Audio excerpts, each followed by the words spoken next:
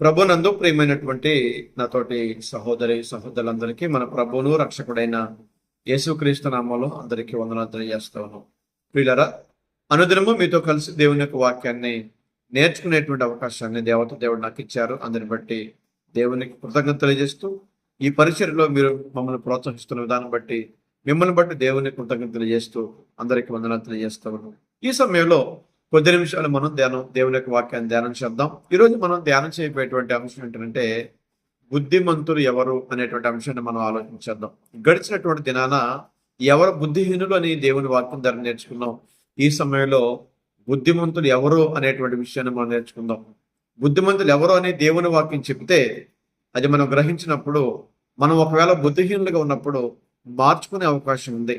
నాతోటి ప్రియమైన దేవుని బిడ్డారా, నువ్వు బుద్ధిమంతుడిగా ఉంటేనే నీ బుద్ధి, నీ విశ్వాసం, నీ భక్తి, నీ నమ్మకం దేవుడు వాటిని అంగీకరిస్తారు. ఒకవేళ బుద్ధిహీనుడిగా నువ్వు ఉన్నట్లయితే దేవుని యొక్క ఆశీర్వాదాలు పొందకపోగా, వృద్ధులోకి రాకపోగా అనేక దెబ్బలు తినే అవకాశం ఉందని సామెతల గ్రంథంలో మనం చూడవచ్చు. కనుక నాతోటి ప్రియమైన దేవుని బిడ్డారా, దేవుని పిల్లైనటువంటి మనం అందరం కూడా బుద్ధిమంతులుగా ఉండాలి తప్ప బుద్ధిహీనులుగా ఉండకూడదని దేవుని వాక్యం తెలియజేస్తూ ఉంది. ఈ లోకము బుద్ధిమంతులను ఇష్టపడినంతగా బుద్ధిహీనులను ఇష్టపడదు. కనుక ఈ లోకాన్ని కూడా నువ్వు క్రీస్తు కొరకు సంపాదించాలంటే, ఈ లోకంలో ఉన్నటువంటి కొంతమంది క్రీస్తు కోసం నువ్వు ఆదాయం చేయాలంటే, లోకం దృష్టిలో దేవుని దృష్టిలో బుద్ధిమంతులుగా నీ జీవితాన్ని మార్చుకోవాలి. ఎప్పుడైతే బుద్ధిమంతులుగా నీ జీవితాన్ని మార్చుకుంటావో నిన్ను, నీ కుటుంబాన్ని దేవుడు దీవిస్తారని మీకు ప్రేమతో తెలియజేస్తూ ఉన్నాను. కనుక బుద్ధిమంతులు అంటే ఎవరంటే కేవలం తెలివైన వారు మాత్రమే కాదండి.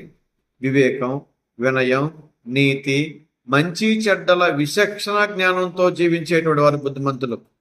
ఏది మంచి, ఏది చెడు, ఏది ప్రయోజనం, ఏది ప్రయోజనం కాదు, ఏది ప్రాముఖ్యత, ఏది ప్రాముఖ్యత కాదు.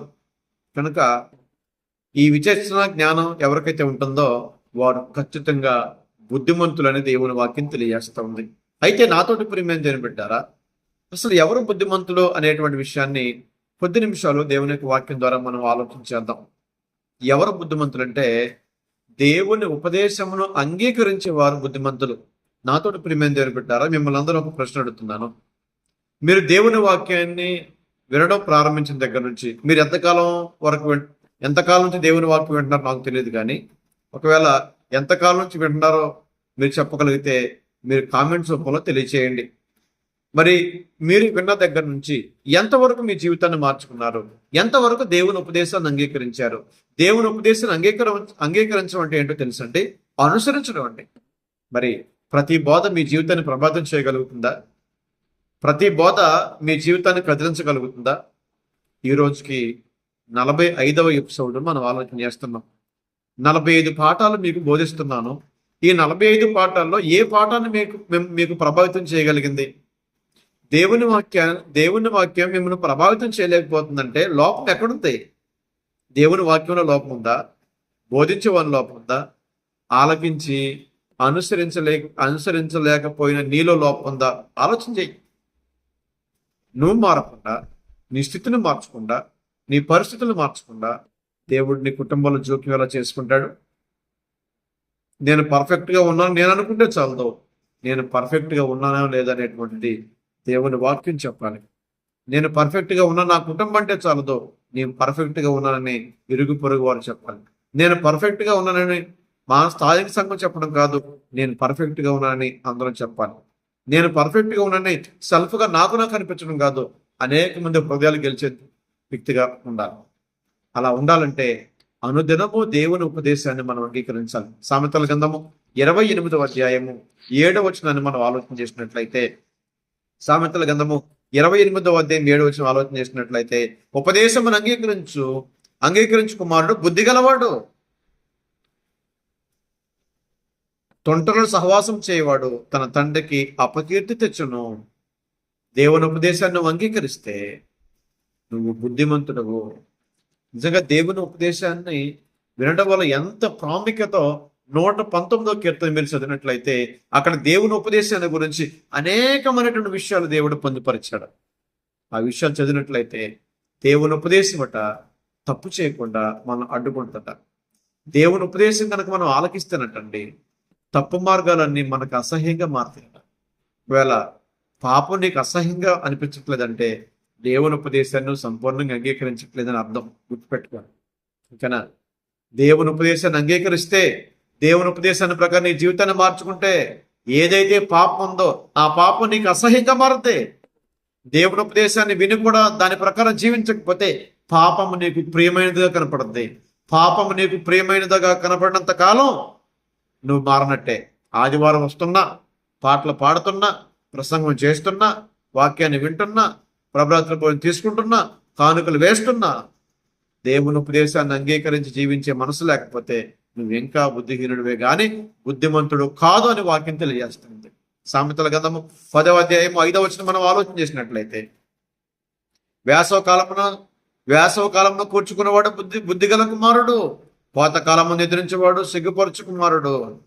వేసవ కాలమున కూర్చుకునేవాడు అంటే రాబోయే కాలానికి మంచి పునాది ఎవరైతే వేసుకుంటారో వాడు బుద్ధి గలవాడు.